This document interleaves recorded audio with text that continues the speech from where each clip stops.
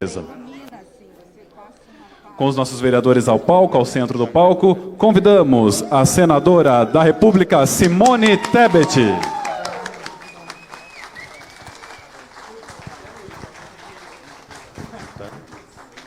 Tudo bom? Agradeço aos senhores vereadores, por gentileza. Boa palestra, senadora. Obrigada.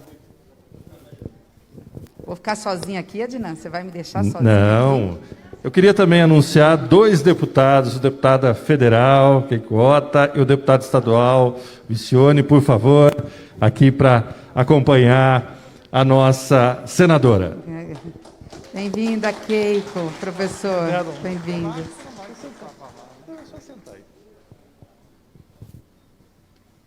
Professor. Obrigada. Imagina. Eu não sei como é que é aqui, se vocês se sentam. Eu tenho hábito de falar em pé, mas é difícil porque as pessoas ficarem paradas em pé, né? Então, bom. Adnan, podemos começar? Podemos? Então tá. Boa tarde a todos, a todas. Em nome do Adnan, o presidente da Associação de Prefeitos de Pequeno Porte do Estado de São Paulo, gostaria de cumprimentar todos os prefeitos, prefeitas da região que estão aqui no presencial, o que estão no virtual, dizer que é uma alegria muito grande estar com o deputado professor Walter, Keiko, minha colega, né? Começamos juntos no Congresso Nacional, uma pessoa muito querida e especial para todas nós. A bancada feminina tem um carinho muito grande pela Keiko. Dizer que Maria do Carmo, Cléo, eu gostaria de comentar a todas vocês, se vocês me permitirem, em nome de uma menina que não é prefeita, que não é vice-prefeita, não faz política, mas ama o MDB, ama a política e é uma referência para nós, né, para a nossa juventude. É por elas que nós trabalhamos, porque nós queremos um futuro muito melhor do que o que nós temos para os nossos filhos. Então, em nome da Marijane, que me acompanha em todos os momentos, né, ela vai mandar um abraço especial para a Lívia também, para não dar ciúmes. Eu gostaria de comentar a todos. Eu vou ser muito breve, sei que estão todos cansados, é final, prometo ficar no máximo com 15 minutos de fala. E aí, depois, se tiver alguma pergunta, eu abro, que eu estou à disposição. Sei que muitos têm que pegar também o carro para poder se deslocar para as suas cidades. Foram 3 dias de muito debate, mas tenho certeza que muito produtivos. Nós não vivemos em tempos fáceis, né? Nós estamos aí, eu nunca imaginei, depois de 20 anos fazendo política consecutiva e mais de 30 anos na vida pública, eu que fui de movimentos sociais, de movimentos de abertura da democracia, comecei minha vida pública aos 14, 15 anos, pedindo autorização para o meu pai e para minha mãe, para poder ir para a rua lutar pelas diretas já, né? Passei pela hiperinflação, passamos aí por processo de impeachment de presidente da República, vivermos num momento de pandemia, uma situação de tanto retrocesso em todos os aspectos. Não vou aqui especificar, nós não estamos aqui para fulanizar, nós não estamos aqui para criticar, mas nós estamos aqui diante de um cenário realmente tumultuado, um cenário muito triste, porque a pandemia sanitária deixou, né, queiramos ou não, um legado muito ruim para todos nós. Além de vivermos um momento de polarização muito difícil, né, de fake news, que acaba denegrindo com a imagem de todo mundo, levando ódio para dentro da casa das famílias, um momento difícil de ser político, né, onde todo mundo é colocado no mesmo balaio, todo mundo é considerado corrupto, todo mundo é considerado incompetente. Além de tudo isso, nós temos que conviver agora. A Adnan estava dando uma entrevista na CBN com o resultado e o legado de uma pandemia que arrastou consigo uma legião de pessoas que voltaram para a linha da pobreza e da miserabilidade. Hoje nós podemos dizer que temos um país que voltou à década de 80, seja no final de 80, início de 90, no quesito inflacionário, nós estamos chegando no final do ano a 2 dígitos, e na questão de retrocesso do crescimento do país. Praticamente não vamos ter crescimento esse ano, isso impacta a receita dos municípios, isso causa uma demanda reprimida muito séria. Eu venho aqui muito rapidamente para dizer que eu me sinto em casa. A minha vida política começou como vocês. Eu digo que eu não só me sinto em casa, mas que eu tenho o mesmo sotaque político de vocês. Não é porque eu sou do estado vizinho Três Lagoas, não. O mesmo sotaque político, porque eu comecei a minha vida pública como prefeita. Fui deputada por 2 anos e, em seguida, fui prefeita de uma cidade relativamente pequena. Uma cidade hoje, uma cidade com mais de 100 mil habitantes. Quando eu fui prefeita, ela tinha 84 mil habitantes. Se uma cidade praticamente de porte médio já é difícil administrar, eu sei, porque a minha cidade era quase polo da região, eu sei o quanto é difícil administrar uma cidade de 5, 7, 8, 12 mil habitantes. Eu venho para dizer para vocês que eu sou, antes de tudo, municipalista. Eu fui da Confederação Nacional dos Municípios, parabéns pela associação. Nós, prefeitos, me incluo, temos associações nacionais, como a Frente Nacional dos Prefeitos, a Confederação Nacional dos Municípios, mas é muito importante a associação estadual, como lá em Mato Grosso do Sul nós temos só associação estadual, porque, pasmem, são apenas 79 municípios, então nós não temos associações regionais, e é muito importante essas associações regionais. Então, assim, vocês estarem unidos no mesmo propósito. A briga nacional é pelo aumento de 1% do FPM, FPE, é a briga por se manter taxa de iluminação pública, é briga de coisas maiores. A briga da associação é para aquilo que é da realidade de cada um de vocês.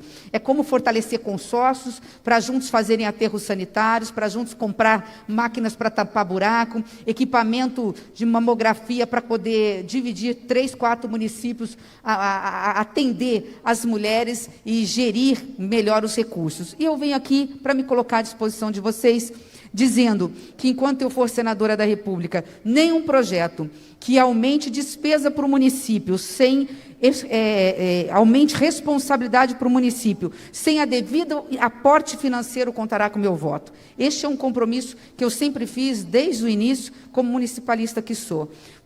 Outro compromisso que faço, e aqui com vocês, é de, neste ano em particular, estar conversando com a bancada de senadores. Eu não posso ajudar São Paulo, mas os demais senadores de todo o Brasil, para que esse ano, de um modo especial, nós possamos colocar mais emendas individuais e de bancadas para os municípios de pequeno porte. As responsabilidades dos municípios pequenos é a mesma dos municípios maiores, mas a arrecadação é proporcionalmente infinitamente menor. A população não tem tanto poder aquisitivo, o município não consegue arrecadar IPTU, tem dificuldade de arrecadar o ISS, e na hora de prestar o serviço, as demandas são as mesmas. É na porta do prefeito, do vice-prefeito, do vereador, da vereadora, que vem toda sorte de demanda. E as pessoas acham que o prefeito pode tudo, e na realidade nós sabemos que é aquele que menos pode dentro da esfera da federação. E, por fim, acho que é muito importante, Adina, nós temos discutido muito a reforma tributária. Eu nunca vi reforma tributária, aliás, nunca vi reforma ser aprovada no último ano de governo. Então, não acredito que saia uma reforma tributária o ano que vem. Mas já pensando em 2023, que eu acho que vai ser a mãe de todas as reformas, seja quem for o presidente da República, vai ter que aprovar uma reforma tributária que desburocratize, primeiro, porque isso aí acelera tudo e economiza para o empresário, que acaba investindo depois. Há uma informação que a burocracia no Brasil custa para empresários, comerciantes e micro, pequenos empresários 60 bilhões de reais que ele tem que pagar, com contador, com administrador, com advogado, com custeio só para entender a legislação tributária. Então, uma reforma tributária que acabe com a burocracia. Nós estamos vendo uma reforma tributária que está repensando a forma de arrecadação, sem aumentar, obviamente, o imposto para o povo brasileiro. Eu tenho visto muita atuação dos estados. Nós não podemos perder o time. Os municípios têm que estar nessa discussão da reforma tributária para não levar prejuízo. Não só não levar prejuízo, mas para que nós possamos repor. E já estou indo para a minha fala final, para que a gente possa repor aquilo que é de direito do município e que ao longo dos anos nós fomos perdendo. Quando a Constituição foi promulgada em 1988, nós tínhamos e tivemos praticamente 90% dos serviços públicos de responsabilidade dos municípios. Eu conto numa mão o que não é de responsabilidade do prefeito. Assunto de soberania nacional, assunto de segurança pública, o ensino universitário, que mais quem pode me ajudar, o que não é de responsabilidade do prefeito? Segurança pública, soberania, ensino universitário, ensino médio. Mas a saúde, de um modo geral, é tripartite, mas você tem razão, principalmente a alta complexidade fica só nas capitais. Mas vamos colocar que é nosso também, né? Porque bate na porta do prefeito e a gente tem que tentar arranjar vaga nas capitais. Saúde é tripartite. Ou seja, qual é a responsabilidade que não é nossa, que não é do prefeito? E qual é a fatia do bolo tributário, da arrecadação que vem para a mão do município?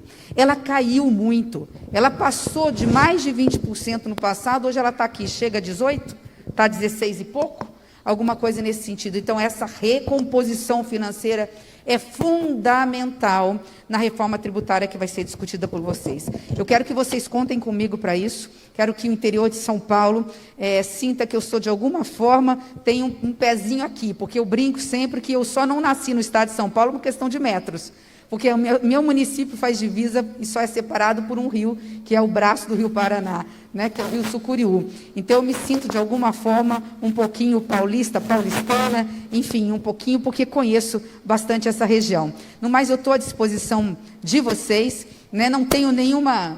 obrigada, eu já estou no final.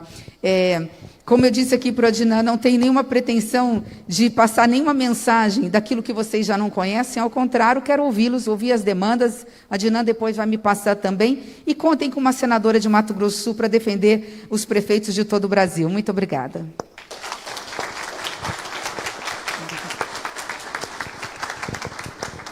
Nós abrimos agora para participações da plateia, para as perguntas à senadora Simone Tebet. Lembrando que há 2 microfones na plateia. Por gentileza, apenas sinalizem nas laterais para que os microfones sejam levados até vocês.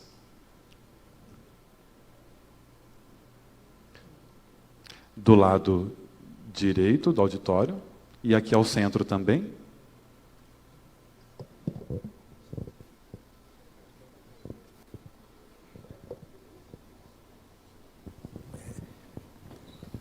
Boa tarde, senadora.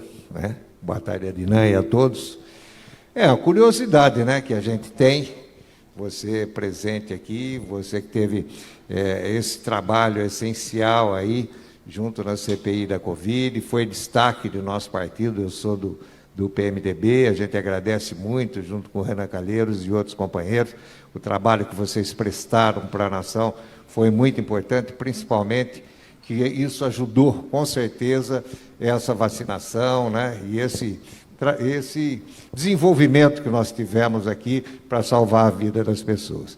Mas uma curiosidade que a gente tem, como que fica o seu futuro político? Porque você está no Mato Grosso, nós queremos saber aqui, Estamos aqui dentro do estado de São Paulo, estamos torcendo, mas eu queria que você falasse um pouco da política nacional, e do seu futuro político. Bom, o meu futuro político depende de você que é MDBista, que é o MDB que vai dizer qual é o meu futuro político. Então, essa resposta vocês me dão depois, quando vocês tiverem a resposta. Eu nasci dentro do MDB, foi meu único partido, meu pai foi um dos fundadores do MDB, já falecido há 15 anos, e tenho na figura de Ulisses Guimarães talvez o maior estadista que eu tenha conhecido, sem demérito aos que antecederam a ele. É muito emblemático a frase dele que diz, com todo respeito aos demais partidos, que ele falava assim: você pode não encontrar uma plaquinha do Banco do Brasil no município mais distante do país, mas você vai encontrar uma plaquinha do MDB.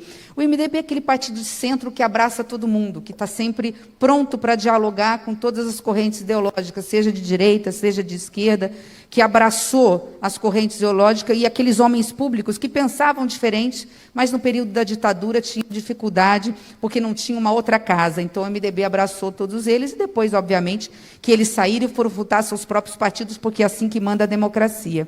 Eu acho que o futuro do Brasil depende de cada um de nós.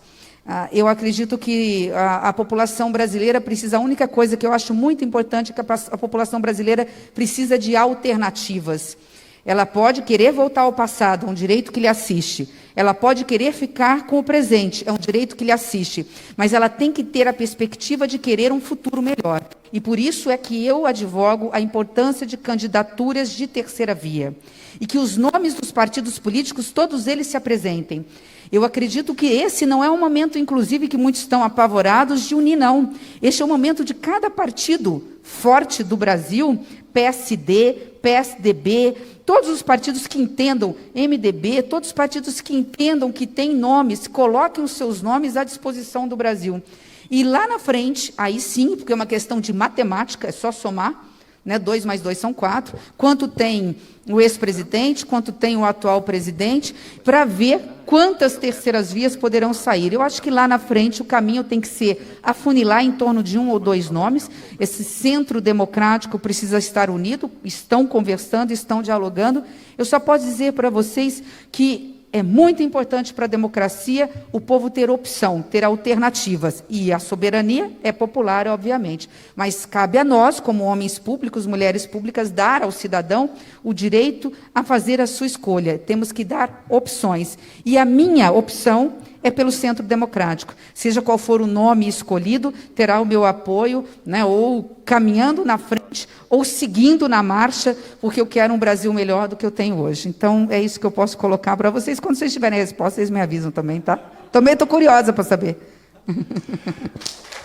A próxima pergunta, aqui do lado esquerdo do palco.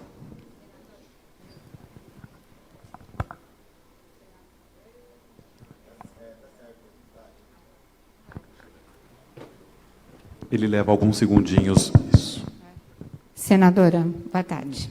Primeiro, parabéns, você está aqui conosco, aqui em São Paulo, seja muito bem-vinda aqui no nosso estado. Você sendo eleita por nós, o meu voto você tem, né? Não, que eu sou delegada. E qual vai ser a sua bandeira? Porque eu acho que primeiro o partido tem que... Nós temos que, se nós escolhemos você, todo mundo tem que ir. Nós temos que ter lealdade, e uma palavra que eu aprendi com o Du é meu ex-prefeito, é governabilidade.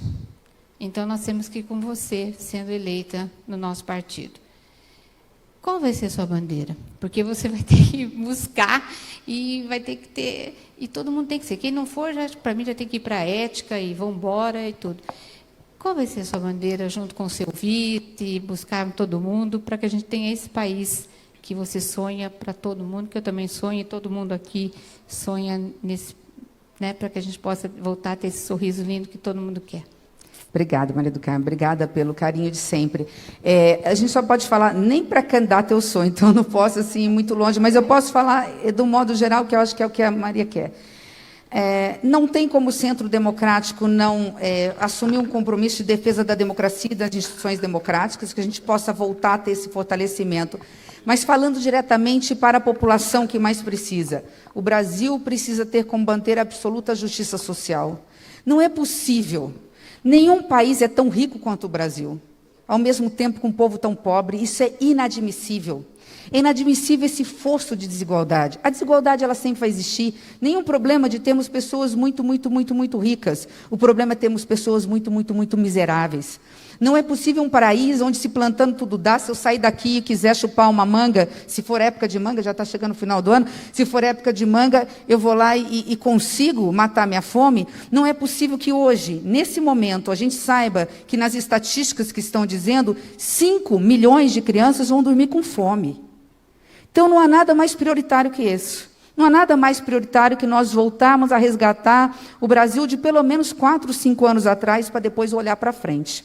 A bandeira principal tem que ser a do emprego, renda, acabar com a miséria, porque é possível acabar com a miséria. Com a pobreza nem tanto, mas se você der dignidade para quem é pobre, uma casa popular, uma assistência de saúde decente, a educação de qualidade para que seus filhos tenham oportunidade de ter igualdade de condições, essa família vai ter cidadania.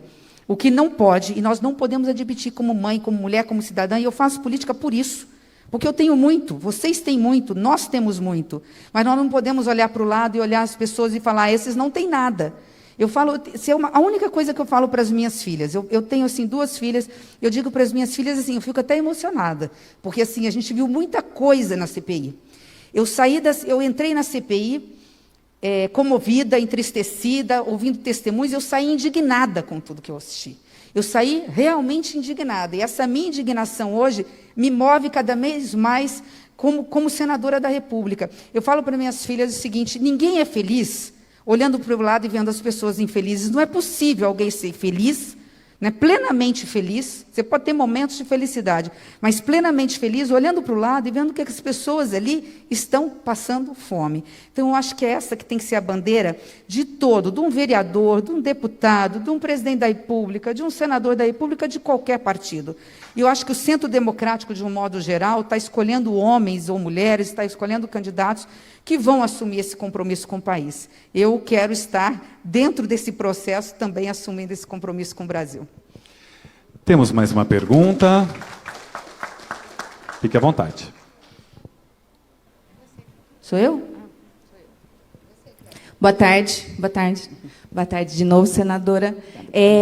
Bom, eu estava conversando ali fora, né? Você falou a respeito de um assunto que para nós mulheres é muito caro, que é a participação na política, porque eu também sou muito fã.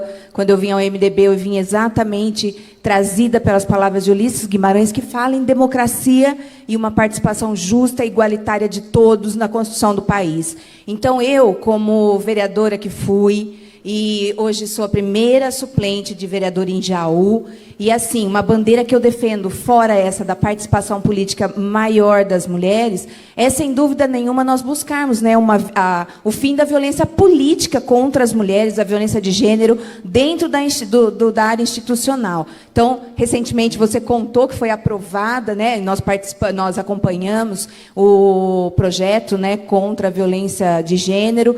Então, eu, né, além de, como Maria, defender a participação e a sua presença como nossa candidata, eu gostaria que você falasse a respeito disso, porque é importante que, para um país democrático, que haja maior participação das mulheres e que essa causa seja a prioridade. Então, que você falasse um pouco, porque nós temos aqui mulheres que estão na vereança, mulheres que querem fazer parte da política, mas que muitas vezes se sentem constrangidas, porque nós sabemos o que nós vamos encontrar quando nós entrarmos no parlamento, porque nós vimos o que você e todas as senadoras passaram diante do cenário da CPI. Então, assim, acho que nós precisamos ser inspiradas, e você é a nossa inspiração dentro do nosso partido, e eu quero muito que você seja candidata para você trazer para dentro do MDB essa necessidade de que nós tenhamos auditórios lotados de mulheres e que nós estejamos sempre abrindo eventos para que eles estejam cheios quando você falar, quando nós mulheres tivermos para falar. Então, eu fico muito chateada de ver um auditório vazio e que, né, não tenha essa possibilidade da gente poder falar para mais mulheres e para mais homens da importância do que é diminuir a desigualdade, o aprofundamento da pobreza, com a participação democrática das mulheres na economia do cuidado, que é o que nós sabemos fazer. Então, essa é a sua palavra e eu gostaria de pedir em nome de todas as mulheres essa sua palavra. Tá certo, Cléo. Não, mulherada, tá vendo? Mas é isso, é assim que a gente faz. É uma questão interessante, né, a questão da violência política.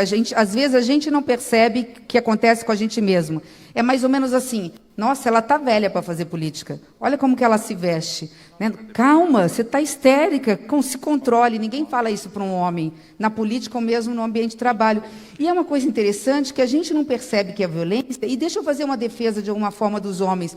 Os homens também demoram para perceber. Muitas vezes eles não fazem de forma intencional. Eu vejo isso pelos colegas. Quando eu falo assim, olha, não faz isso, porque isso é uma coisa histórica. Não pede calma para uma mulher. E quando eu expliquei naquele ato lá do ministro, que falou que eu estava totalmente descontrolada, quando na realidade eu não tinha falado nada, o senador tinha chamado ele de mentiroso, outro tinha chamado ele de moleque, e eu, porque com argumentos jurídicos eu destruí a tese dele, né?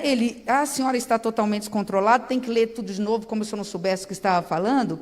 Quando eu fui explicar que para uma mulher nunca se pede, nunca se fala que você está descontrolada, histérica, que você é louca, porque isso tem um papel histórico.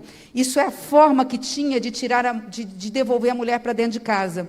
Então, quando a mulher dizia o seguinte: pai, eu não quero casar com esse pretendente que você está me dizendo, porque eu não o amo. Eu amo outra pessoa.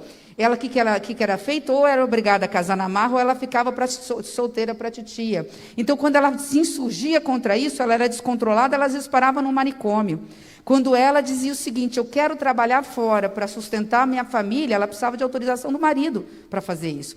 E se ela se insurgisse, ela era chamada de uma pessoa descontrolada. Então, essa palavra é uma forma de tentar trazer a mulher de novo para aquele quadradinho, aquele espaço que não nos cabe mais. Nós queremos estar ao lado de vocês, nós queremos estar ao lado dos homens, participando, junto, colaborando, de forma solidária. Há tanta coisa por fazer, há tanto espaço para ser ocupado, porque há uma geração, uma legião de pessoas à margem que precisam do esforço concentrado, da competência do homem, da competência da mulher, da sensibilidade do homem, da sensibilidade da mulher. Então, acho que esse é o nosso papel, abrir caminhos. Os caminhos estão começando a ser abertos. A bancada feminina, a Keiko, entrou comigo no Congresso, foi minha colega na presidência, eu fui presidente da Comissão Mista de Combate à Violência contra a Mulher. A gente pode tratar aqui de vários casos de primeiras vezes nesses últimos anos, e eu posso, só para encerrar esse tema, dizer claramente que nós avançamos nesses 5, 6 anos nessa pauta, na pauta da participação da mulher na política, inimaginável. Vou dar um exemplo só. Um exemplo só. Vocês, homens, fiquem espertos se quiserem ser deputados federais, hein? Vou dar um exemplo só, aqui na brincadeira. Quando veio a lei das cotas, estabelecendo que 30% de mulheres tinham direito a ser candidatas, não nos foi dado o mesmo tempo de rádio e televisão. Então, a gente não era visível.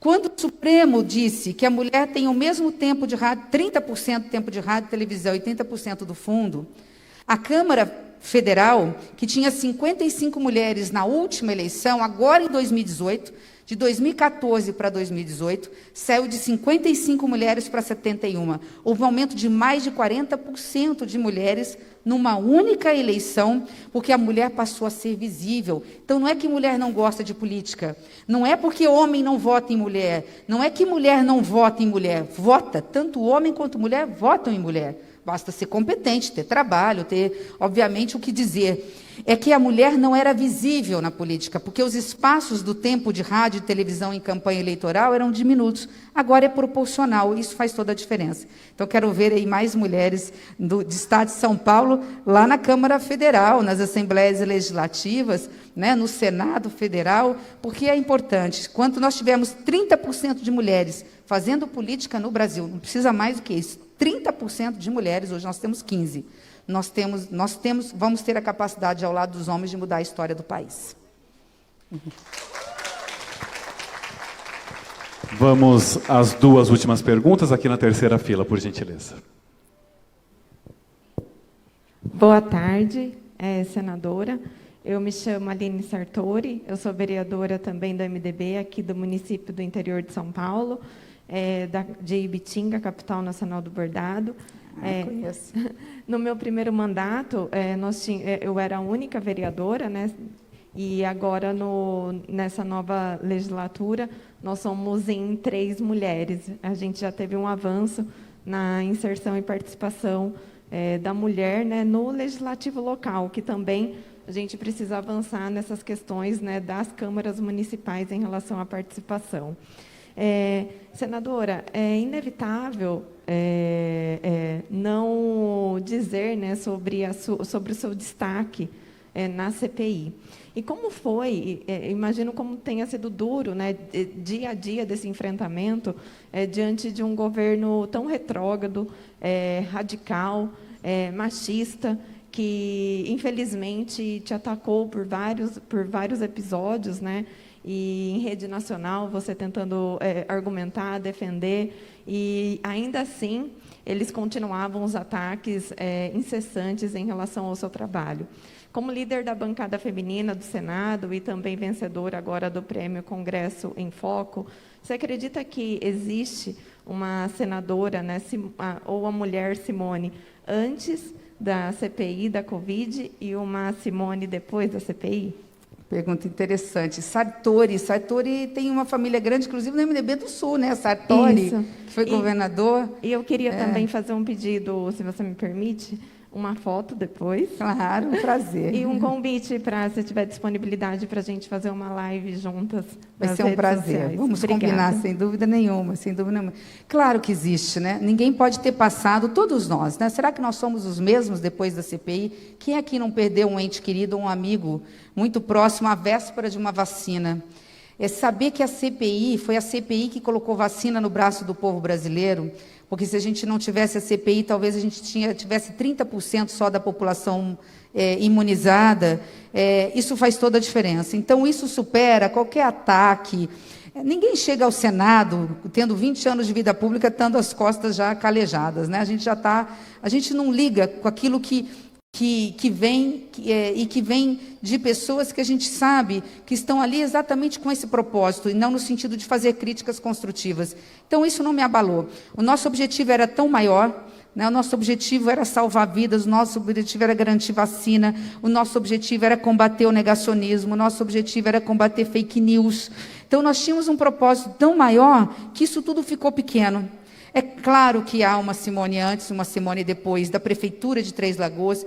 Eu quero aqui aproveitar a sua pergunta para dizer o seguinte: eu tenho certeza que eu estou diante aqui, né, de uma plateia que num dia vão ter aqui prefeitos que vão virar deputados estaduais, ou prefeitas, deputados federais, senadores, governadores. Eu sei que o futuro de vocês pertence a Deus e vocês não vão parar.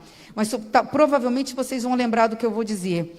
Nenhum cargo, nada, é um vestibular maior, é uma experiência mais gratificante do que ser gestora ou gestor da cidade, da sua cidade natal, que você nasceu, que você adotou como sua. Nenhuma. É uma experiência estranha até de dizer depois que sai, é acridoce, né? Ao mesmo tempo que é uma grande realização, é um grande sofrimento diário, né? Porque você assimila as dores de todos os munícipes, de tudo que você não dá conta de resolver. Mas, ao mesmo tempo, é uma gratificação muito grande quando você inaugura uma escola, quando você reforma uma creche, quando você tapa um buraco, quando você consegue trazer uma obra de infraestrutura do governo do estado para a região do seu município. É muito gratificante. Eu posso dizer que é o verdadeiro laboratório, a minha universalidade, não é nem universidade, foi dentro do município. Ali eu aprendi tudo para ser o que eu sou hoje como senadora. Óbvio que depois veio um processo de amadurecimento e crescimento. Óbvio que dentro do Senado também eu evoluí, cresci, ou soube ouvir e, obviamente, aprender com os meus colegas, né? Deixar os erros deles de lado para não repetir esses erros e procurar seguir os acertos dos meus colegas senadores e senadoras. Mas a CPI, sem dúvida nenhuma, se eu pudesse falar assim, se eu tivesse um dia que contar a minha história política, não teria como não dizer: a CPI, ter participado da CPI mudou a minha vida enquanto ser humano.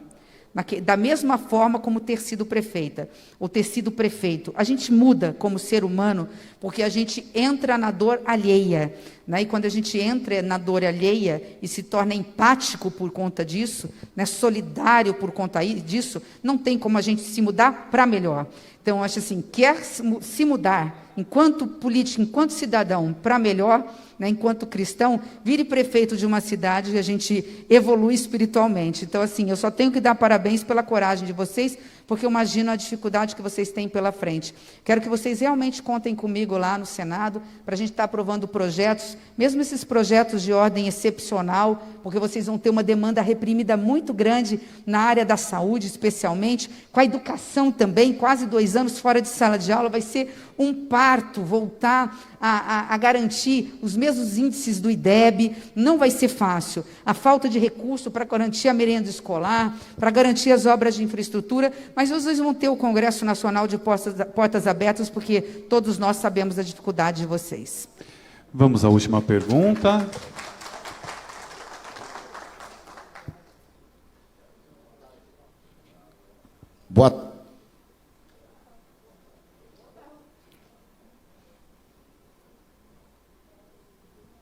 Boa tarde a todos e a todas. Primeiramente, parabenizá-la, dizer que conheço a história de Vossa Excelência, do saudoso pai de Vossa Excelência. Quero dizer aqui uma saudação MDBista. A senhora não sabe o quanto a senhora nos orgulha como senadora do nosso partido. Eu sou prefeito de Buribi, fui vereador 3 vezes consecutivas e agora estou sofrendo esse dilema, como a senhora disse, de ser prefeito. A gente se valoriza mais e enxerga o ser humano ainda mais, tá? Queria fazer uma pergunta para a senhora. Qual a probabilidade da PEC 23 passar no Senado? Por que digo isto? Porque nós, municípios pequenos, recebemos uma herança chamada dívida do INSS.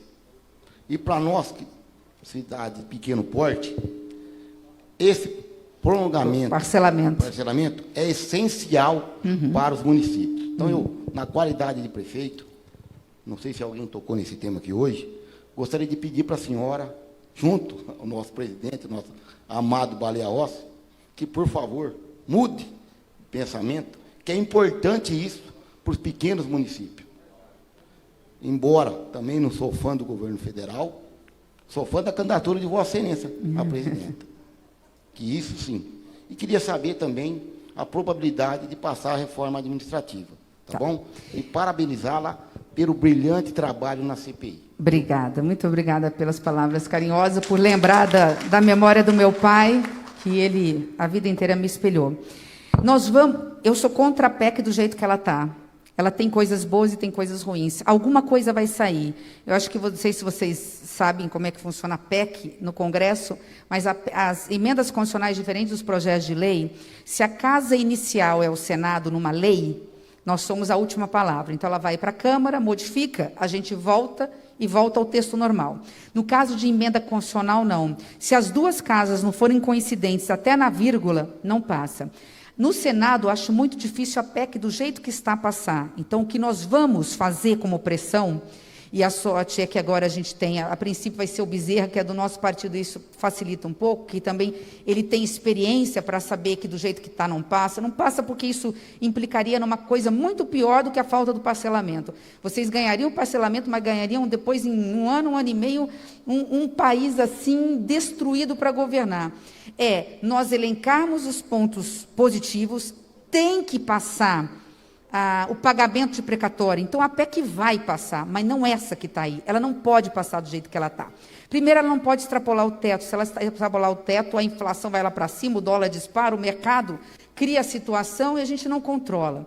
A gente manda para o exterior uma mensagem extremamente pessimista. Os investidores estrangeiros vão falar, eu vou investir bilhões lá no interior de São Paulo para fazer uma fábrica de sapato, uma fábrica de celulose no interior de São Paulo? Não vou, porque eu não tenho garantia que as leis não vão mudar.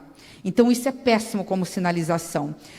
Mas tem saída a PEC do precatório, você não precisa extrapolar o teto para você pagar esse precatório. Então, uma das sugestões é, por exemplo, o Fundeb está fora do teto.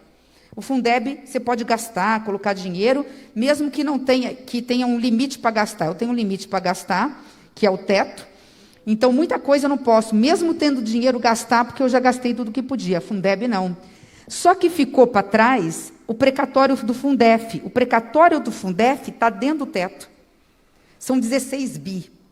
Se eu tirar o Fundef do teto, eu já tenho dinheiro para resolver metade do problema da PEC do precatório. Então, eu não preciso furar o teto, fora corte de despesas discricionárias e tal, para poder garantir segurança jurídica de que todo mundo vai receber, o aposentado, o pensionista, o professor, o profissional liberal, o servidor público, porque também não é justo, seja pequena ou grande a dívida que a União tenha com o empresário, com o comerciante, ele levou anos na justiça. No mínimo 5 anos. Ninguém consegue um precatório da União em menos de 5 anos. Mas isso para não falar quando é 15 anos, etc. Tem gente que morre e o herdeiro que vai receber o precatório. Então, nós temos que pagar. Eu sou a favor que ache dinheiro e que nós possamos achar alternativa para essa PEC. É óbvio, quando nós acharmos alternativa, o parcelamento de 240 meses vai estar lá. Ninguém vai ter retrocesso nesse ponto. Nesse ponto tem unanimidade. Na Câmara foi diferente, era um tudo ou nada, porque funciona diferente a votação. Por isso é que o Baleia teve que fazer uma opção maior pelo país. No Senado, não, porque a forma de votação no Senado da PEC, o nosso regimento interno é diferente. A gente pode fazer, a gente tem essa possibilidade dos destaques. Lá na Câmara é tudo muito atropelado com Lira. O Pacheco é mais democrático, então ele compartilha as decisões. Então, é isso que passa na nossa cabeça. Nós temos que dar uma satisfação para a sociedade, por isso é que tem que passar alguma coisa. Quando a gente diz geral na entrevista, eu sou contra a PEC dos precatórios, é no sentido, essa PEC que está aí não passa com o nosso voto. É nesse sentido que a gente está discutindo. E aí, só para finalizar, quando passar, é sinal que teve acordo com o governo. Quando a gente costurar, em 24 horas passa na Câmara dos Deputados. Esse não é o problema. Se chegar num acerto no Senado, é sinal que teve o aval do governo, aí a Câmara passa, convoca em 24 horas, acho que até o dia 10 de dezembro, acho que a gente tem uma alternativa para isso. Tá bom? Obrigada, gente. Obrigada mais uma vez pela oportunidade de estar aqui. Muito obrigada. Nós queremos agradecer imensamente a participação da plateia e também da senadora Simone Tebet aqui no nosso encontro. Convidá-la a continuar no palco conosco, por gentileza. Agradecer também mais uma vez aqui a presença da deputada federal Keiko Ota, convidá-la a permanecer conosco no palco também, do deputado estadual Walter Vicione. Por gentileza, fiquem à vontade, porque eu quero trazer de volta ao palco o presidente da AMPESP, Associação dos Municípios de Pequeno Porte do Estado de São Paulo, José Adnan Hortolã, o nosso prefeito anfitrião, o prefeito aqui de Brotas, também de volta, o Leandro Correia ao palco, e esse palco composto para que nós possamos acompanhar a leitura do documento oficial desse evento. Vamos acompanhar agora a leitura da Carta de Brotas, que na sequência o presidente da AMPESP colocará em votação. Lembrando então, trata-se do documento oficial desse evento. Carta de Brotas. Os municípios paulistas filiados à AMPESP, entidade que representa 504 municípios com população de até 50 mil habitantes, que concentra mais de 7 milhões de habitantes, reunidos entre os dias 10 e 12 de novembro de 2001, divulgam esse manifesto que será conhecido como Carta de Brotas e será endereçado às autoridades constituídas e aos pré-candidatos ao governo de São Paulo e à presidência da República. Eleitos e reeleitos em 2020, os prefeitos, vice-prefeitos e vereadores reunidos em Brotas, depois de enfrentarem a fase aguda da pandemia que ceifou a vida de milhões de pessoas no mundo, enaltecem o trabalho desenvolvido pelas equipes municipais da área da saúde, educação e demais áreas, sob a coordenação dos gestores municipais, que foi fundamental para que estivéssemos numa situação epidemiológica mais tranquila, especialmente com o avanço das campanhas de vacinação, que foram realizadas por profissionais vinculados aos municípios nas quase 40 mil unidades de saúde municipais espalhadas pelo Brasil. Porém, o momento agora é de retomada de discussões importantes para o futuro do Brasil e de nossas cidades. Enumeramos 5 pontos que serão reivindicações do movimento municipalista de São Paulo. Número 1. Reforma do Estado. Redução da excessiva burocratização dos processos de controle interno e externo, dos processos licitatórios, da gestão de pessoal e da gestão de processos que oneram o custo administrativo da máquina pública e geram uma morosidade nos procedimentos, decisões e ações da administração pública, prejudicando toda a sociedade. Para os pequenos municípios, a aplicação do mesmo regramento dos municípios grandes, do governo estadual e federal, acaba gerando um custo administrativo proporcionalmente maior. Nossa proposta é que haja por parte dos legisladores e dos órgãos de controle um regramento diferenciado para os municípios de pequeno porte. Número 2, reforma tributária. Precisamos de uma reforma tributária que incentive o processo de retomada da industrialização do Brasil e reduza a carga tributária. Porém, essa reforma não pode retirar recursos dos municípios, aumentando as deformidades do Pacto Federativo, em que as administrações municipais ficam apenas 18% da carga tributária, com 18% da carga tributária, mas atualmente são os grandes provedores de políticas públicas, sendo responsáveis por uma parte significativa da educação básica, pela quase totalidade dos atendimentos de saúde primário e secundário, pelo saneamento básico, pela zeladoria das cidades e por grande parte das políticas de esporte e lazer.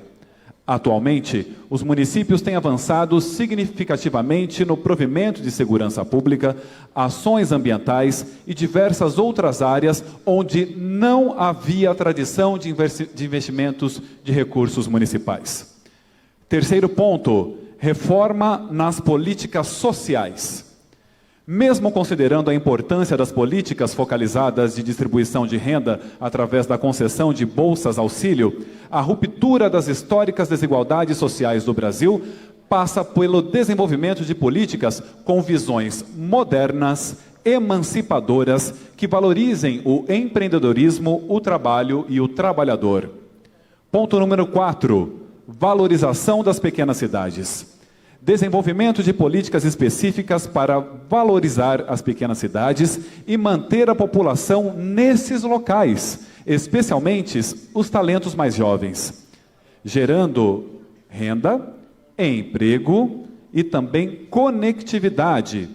Isso será possível por meio desses pilares, também eliminando as restrições operacionais das guardas municipais nos municípios menores, criando programas de incentivo à instalação de empresas no interior e regiões do estado menos desenvolvidas, investindo mais em agricultura familiar, entre outras iniciativas. A melhor solução de mobilidade, problemas sociais, opções de lazer, habitação digna e saneamento básico nas grandes cidades e regiões metropolitanas passa pela valorização das pequenas cidades, pois elas mantêm as pessoas residindo nesses locais. Item número 5, aprovação do ICMS educacional. Aprovar no âmbito do Estado de São Paulo o ICMS educacional, obrigatoriedade imposta pela Emenda Constitucional 108/2020, que envolvam a implantação e a distribuição de 10% dos recursos do ICMS estadual através de critérios que envolvam a melhoria dos resultados e dos processos educacionais dos municípios, bem como melhoria na eficiência na aplicação desses recursos. Ampesp, 32 anos valorizando a vida nas cidades e no campo. Brotas, 12 de novembro de 2021. Assinam prefeitos, vice-prefeitos e vereadores das cidades de até 50 mil habitantes do estado de São Paulo, reunidos no Ampesp Fomenta 2021. Com a palavra, então, o presidente da Ampesp, José Adnan Ortolan. Esse documento ele foi discutido pelos 28 membros da diretoria da Ampesp. Também ele foi distribuído aos 504 prefeitos que fazem parte da nossa rede. Nós recebemos contribuições nesses documentos. Algumas pessoas aqui deram contribuições, tá, nesse documento, e foi de acordo com o regramento que nós fizemos, e nós chegamos a essa versão final. Aqui, nesse momento, o que a gente pede é a aprovação desse documento por aclamação dos presentes. O documento está aprovado?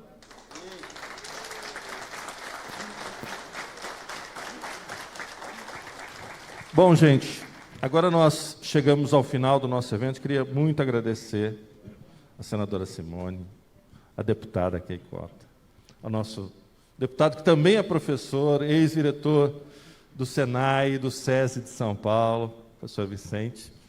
Tá? Depois eu vou deixar aqui a palavra ao prefeito, para que ele se despeça de todo mundo. Queria agradecer muito a equipe da Prefeitura de Brotas, a equipe da Ampesp. Queria que o Bruno ficasse de pé, nosso secretário que cuidou da coordenação do evento. E a Érica, chefe de gabinete aqui pela Prefeitura, por favor. Agradecer ao Paulo, agradecer ao Ronald, agradecer a toda a equipe de imprensa, a toda a equipe da Prefeitura de Cordeirópolis, o pessoal da Câmara que também está aqui presentes, e anunciar o seguinte: esse aqui foi o primeiro evento presencial municipalista que nós tivemos no Brasil. E nesses 3 dias de eventos, nós tivemos, passando aqui, 652 pessoas diferentes, e 51 prefeitos e vice-prefeitos. Tá? Realmente, sucesso muito grande. Muito obrigado a todos e até o Ampesp Fomenta 2022. Vamos direto? Mais uma vez, boa tarde a todos. Mais uma vez também cumprimentar a Dinan, presidente da Ampesp, prefeito de Cordeirópolis. Também Simone Tebet, senadora da República, muito obrigado. Seja sempre muito bem-vinda. tivemos um painel aí com as mulheres hoje, né? Bastante mulheres participando. Keiko Ota, para nós é uma satisfação muito grande recebê-las, tá?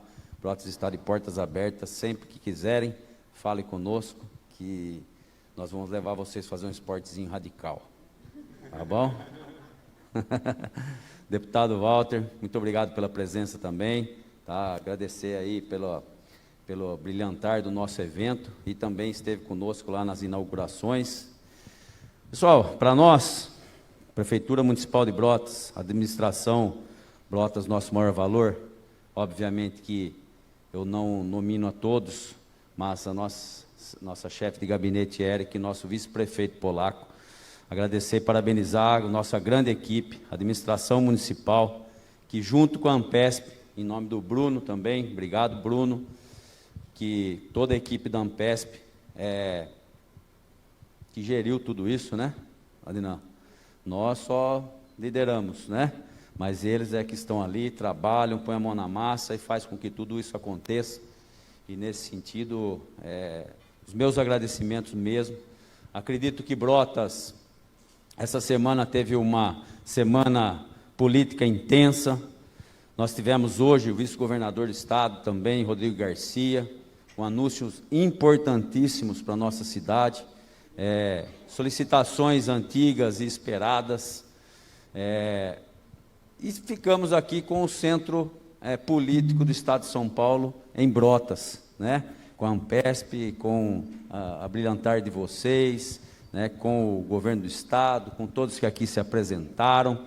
Então eu fico muito feliz, muito agradecido mesmo. Espero que nós possamos ter mais momentos assim.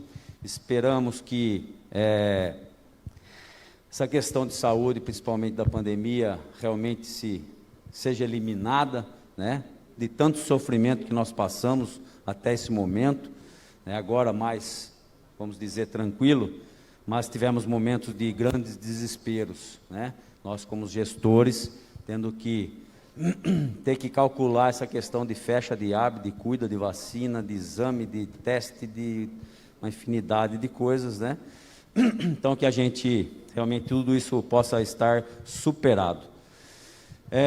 Também, obviamente, todos esses prefeitos que aqui estiveram, prefeitos amigos, parceiros, que lutam pela causa municipalista, que nós possamos estar aí engajados com o governo federal, com o governo estadual, em prol do nosso município. Eu falo sempre que nós somos profissionais, que nós temos que defender o interesse dos municípios, do nosso, cada um no seu, mas com a Ampesp, com a associação, nós conseguimos unir todos esses esforços, né? Passando de graveto a um fecho, para que a gente consiga ter essas conquistas mesmo, tá bom?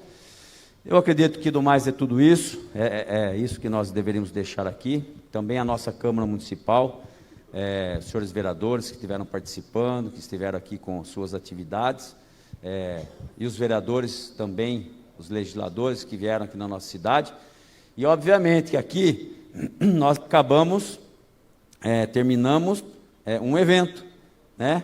E que todos que vieram para cá para participar do evento, trabalhar, venham para desfrutar da nossa rica natureza que temos no nosso município, as nossas atividades turísticas, tudo que nós temos para oferecer, tá certo? Nós temos aqui, desde os esportes radicais, mas também temos uma contemplação, temos um descanso, temos outras atividades que atendem toda a modalidade de interesse do cidadão.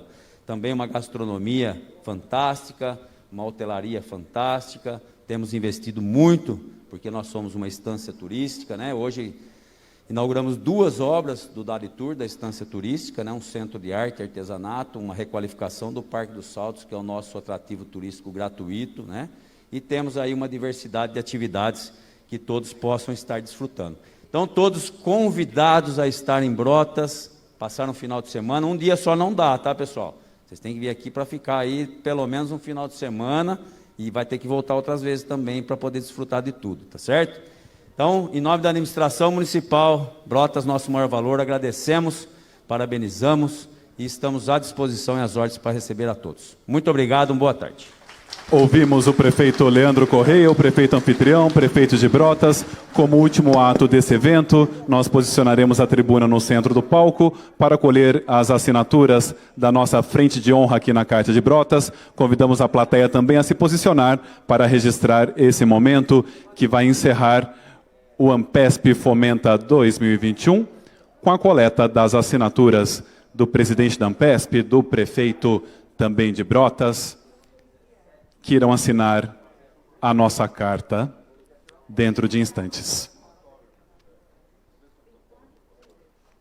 Lembramos que esse evento está sendo transmitido pelas redes sociais do jornal Cidade de Rio Claro e também pelas redes sociais da Ampesp.